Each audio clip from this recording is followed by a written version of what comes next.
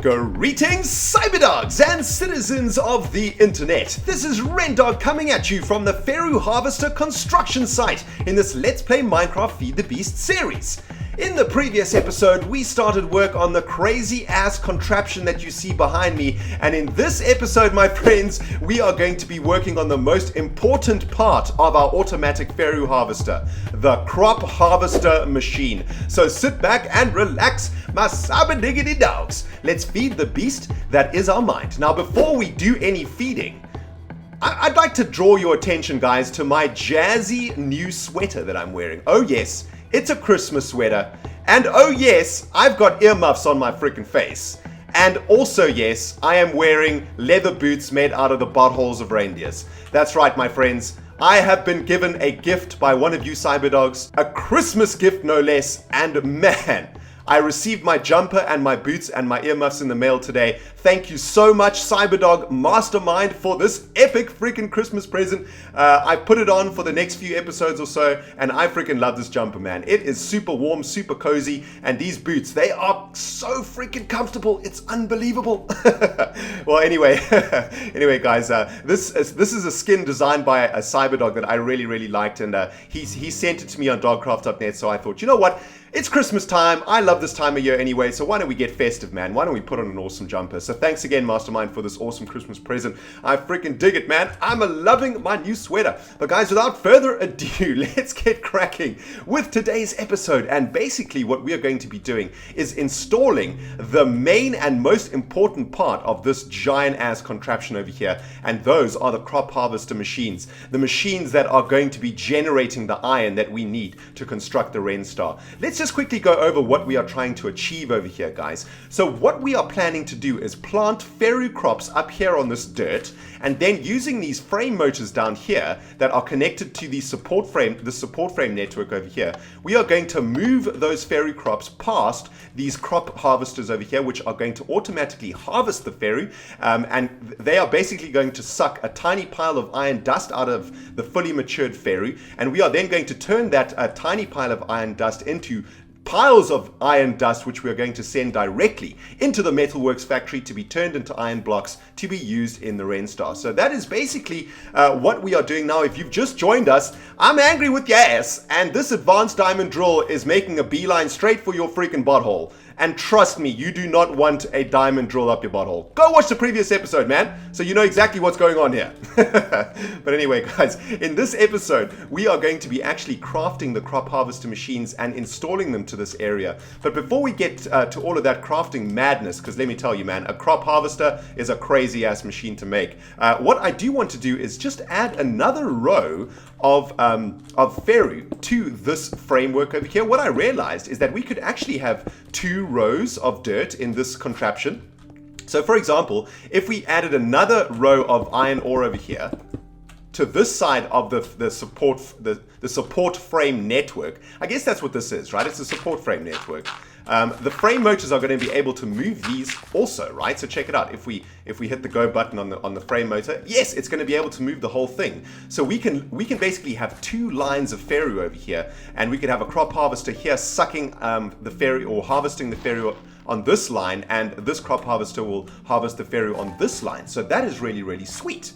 Now guys, a ton of you in the previous episode were making some recommendations for this machine, and a load of you suggested, why not, instead of having this entire platform moving, why not just make the crop harvesters move? So if you can imagine, we have like a long line of Ferru plants over here. What we could do, according to you guys, is move the crop harvester on a frame network, you know, like one by one past the Ferru plants to have them harvest. And yes, that does sound like a really awesome idea off the bat, and I did think about it. But there's complications in that design also, namely being that you need to power those crop harvesters, and we need to power those crop harvesters with a static supply. Remember, we are going to be powering these crop harvesters with the power coming from the Cyber Labs. So if you have a crop harvester that's moving, it's really difficult to keep it powered without using solar panels. And number 2, how do you get the items out of a crop harvester that's moving? Obviously, it's possible.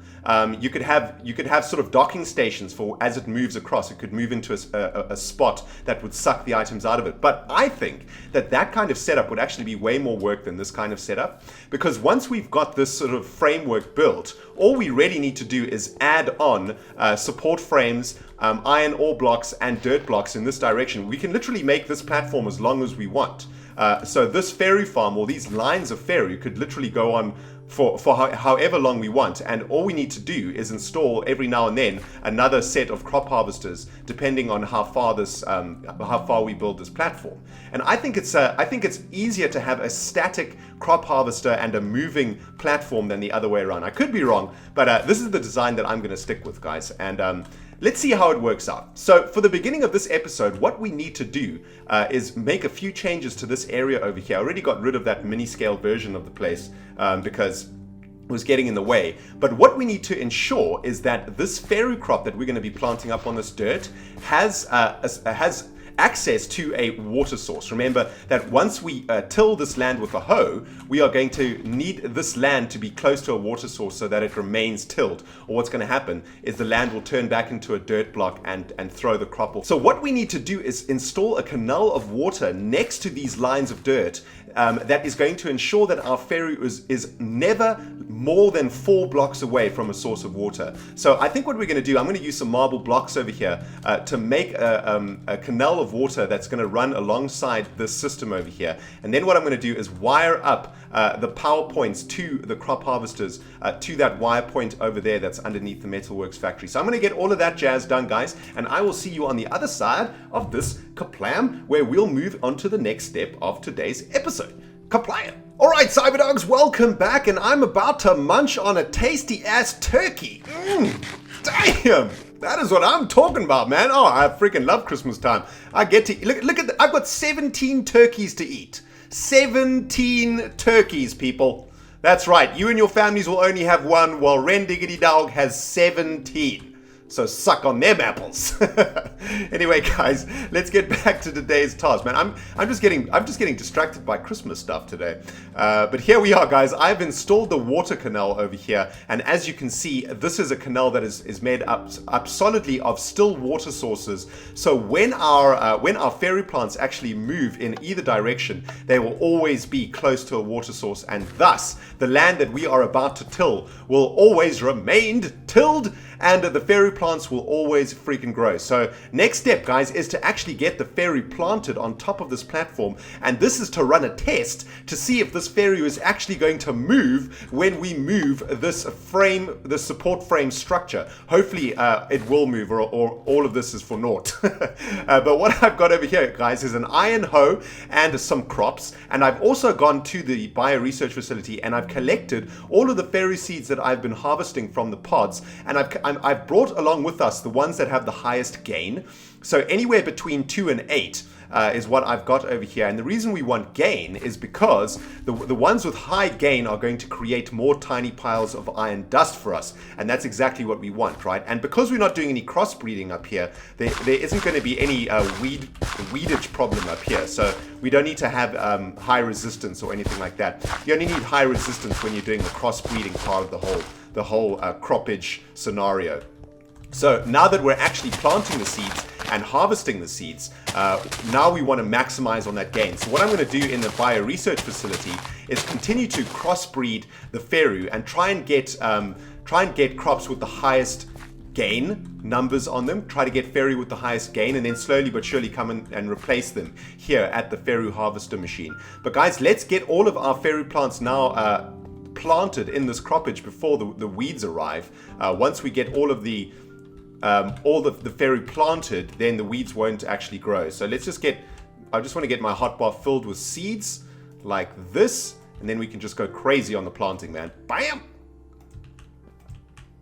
Let's get all of these juicy ass Ferru seeds planted so they can start growing. And what I want to figure out today is whether or not the moving of the structure is going to affect the growth of the Ferru. I have a feeling that maybe if we move the structure, it will reset the Ferru to like its lowest form or something like that. I have no idea how this Ferru and how these crop sticks are going to react when we move the whole platform, but I guess there's no better time to find out than now. All of our Ferru is now planted. All the water source is now installed also, so wherever this support frame network actually moves, it will be close to a water source, and thus the tilled land will always remain tilled. So now I guess is the moment of truth. Can we actually move Ferru on a platform like this? Let's give it a go. Bam! Okay, something happened there. It looks like we lost a crop stick over here. It looks like it moved it, but we lost a crop stick. Did you guys see that? Maybe what we need to do is oh, that's what we might need to do. We might need to install, oh look, we actually did lose one row. Yeah, we lost a row of crops. Maybe what we need to do is install a row of support frames, because remember what I told you guys, these frames are sticky, right? And anything that they touch, they move. And we've actually seen that down here, where the whole platform wouldn't move if it was touching even something like a button. So maybe if we install frames next to the crops and the Ferru plants, maybe they will stick to the actual support frames. Well, guys, there's only one way to figure out if this is going to work or not, and that is to to try it. So let's head back into the Cyber Labs. I think I've got we need brass and sticks, right, to make these things. So I think I've got some brass in here. I think I put all my brass in here. Yep, there is my brass, and I do believe the sticks are somewhere in the machine room. I think they're in the carpenter right now. Let's go have a look. Oh man, this is exciting. So the Ferru actually did move. However, we did lose one thing of Ferru, or one line of Ferru, which is unfortunate. Are they in here? No. Where are my freaking sticks, man? All right, let's head down to, well, I mean, that's a silly question. Let's go to the stick factory, shall we? There's loads of sticks down here. Although it doesn't look like I'm making any at the moment. Oh, dang it. How many sticks do I need? I don't know, I need a few. I tell you what, guys, I'm going to kaplam this bad boy, and I'm going to make a few more support frames, and I'll see you guys on the other side of this kaplam, where we will test the harvester one more time with those support frames installed to see if that will actually move our crops of Ferru. So I'll see you guys on the other side of this kaplam. Kaplam! Alright guys, welcome back. I have just finished making a few more support frames and I had to sleep because the sun went down, but let's head back to the Ferru Harvester construction site to see if this new strategy is actually going to work. And we got a whole bunch of burning mobs around here, but that is cool. We got a jetpack and you can't touch me. You can't touch me, number one, because I have a jetpack, and number two, because I have a sweet ass sweater on. That's right, man. This is the untouchable sweater. Right, anyway, guys, let's install this last row of support frames over here. Unfortunately, you know what, man? We actually do need to get a few more Ferru seeds. I want to get the full suite in there just to make sure, you know, like that it's working 100% correctly. So let's just pick up two more Ferru seeds over here. And we've got our crop sticks over here. So we'll install the ones that we lost. Unfortunately, it looks like we've lost them permanently and they didn't drop or anything like that. They literally just evaporated. So we stand a chance of losing more Ferru by doing this. But, you know, these are experiments that have to be done, man. This is like a sacrifice that has to be freaking made. All right, guys. Now, theoretically, because the support frames are sticky, the crop sticks and the Ferru crops should be sticking to the sides of them. So when we move the platform, kaplam, they should all move. Did you see that? It looks like they all went into a crate or something. Oh my goodness. That was so cool. Did you guys see that? Check it out. So it looks like what Feed the Beast is doing is just before it moves the block, so this block over here that has the Ferru and the crop sticks in it, it's sticking the information into a box or something, or into a box block, so that it remembers it or whatever, and then it brings it back again. I don't know, that's what it looks like it's doing to me. All I know is it's freaking working, man. Well, it's working in the sense that it's actually moving the Ferru and the crop sticks. That is so freaking awesome. High five. Oh man, that is epic. Now, the thing that we do need to check though is if we let the Ferru grow, so if we let it go to its next stage of growth and we then move the platform, what happens? Will it reset the Ferru to the beginning, or will it actually stay, will it actually continue to grow? Like, for what I mean is, when we move the block, will this block remember at what stage the Ferru is? Okay, great. So we're going to leave this Ferru to grow over here, guys, and hopefully the next time we test out this this system, the Ferru will be grown a bit and we can actually see if this is working properly. So we've got our canals installed, we've got our Ferru planted. Now what we need to do is install our crop harvesters. So let's head back into the Cyber Labs so that we can start the actual process of making the crop harvesters. And let me tell you, Cyber Diggity Dogs, making a crop harvester is no easy freaking process, man. Let's just bring up the freaking recipe right now so you guys can feast your eyes upon the freaking complicated recipe that is the crop harvester, apparently. Well, the crop harvester requires electrum plates, an electric item clearer, a diamond saw blade, an advanced machine block, and a sticky piston. An electric item clearer requires an RC battery, an advanced machine frame, a small electric buffer, and a whole bunch of other jazz. A small electric buffer requires the building of a large electric buffer, and a large electric buffer requires the construction of conveyor modules, electrum plates, and advanced freaking circuits. So that, my friends, is how we are going to make a crop harvester. And it is going to be a long-ass, painful crafting process that I'm going to go through right now. But I have managed to actually collect most of the materials that we need to get this craft done, and I've stuck them all in the project table over here. So what I'm going to start doing is bending the things that we need to bend. We need to bend the metal ingots and stuff. What the jazz? That's not actually bending. Maybe we don't need to bend that one. I don't know. I've got a whole bunch of freaking plate bending to do around here, people. And what I'm going to do is kaplam this bad boy, get all of this done so you guys don't have to sit through this. And once I've got these crop harvesters made, I will bring you back on the other side of this kaplam. Kaplaya. Alright, Cyberdogs, welcome back to the machine room, and I'm at the last stage of creating the crop harvesters, and let me tell you, man, I've been at this for about 15 minutes. It is a complicated recipe, but what I have realized is that even though it's a complicated recipe with a whole bunch of jazz in it, all you really need is a pulverizer, a plate bending machine, and a compressor, and with those three machines, you can pretty much make a crop harvester. So actually not that complicated to make. Like the materials that you need aren't actually that bad. It's just a lot of different materials required. In fact, it's probably one of the most complicated recipes that I've seen so far. It requires a lot of jazz, but we are at the final stage over here, guys. So I'm going to put our diamond saw blade in there. Let's get our electronic circuit in there. We'll get our electrum plates up in that bad boy, our sticky piston in the middle, and then our small electric buffer goes at the top. Oh no, I think that's the electric item clearer goes at the top, and then the advanced machine block goes over here, and there we go, crop harvester number 1, number 2 in the freaking belly. Don't mind if I do. Oh man, that is awesome. Look at that, man, it looks awesome. Oh, it's time for a crop harvester 5. Oh man, epic. All right, guys, let's get back to the Ferru harvesting station, or the Ferru harvesting contraption, so we can figure out exactly how we want to place these crop harvesters. Man, that was a pretty insane amount of crafting, guys, honestly. Ooh, look, I've been doing this for so long that our Ferru is actually grown, man. I'm gonna need to munch on a few more turkeys also, because look how much. Jeez, man, I've been at this for ages. Look at my health bar, and the Ferru is growing really quickly. This is crazy. All right, guys. Well, I guess we can actually we can do our final test over here. Let's see if this is actually going to work or not. Can we move matured Ferru, and will it stay matured in its current state? Kaplan! Yes, it works! Oh, that is awesome! I am so freaking happy, man. Look at that, it actually worked. Okay, so if you put crops next to a support frame, the support frame will remember what stage the crop is in, and you can therefore move crops with support frames. So if you guys didn't know that, you know that now.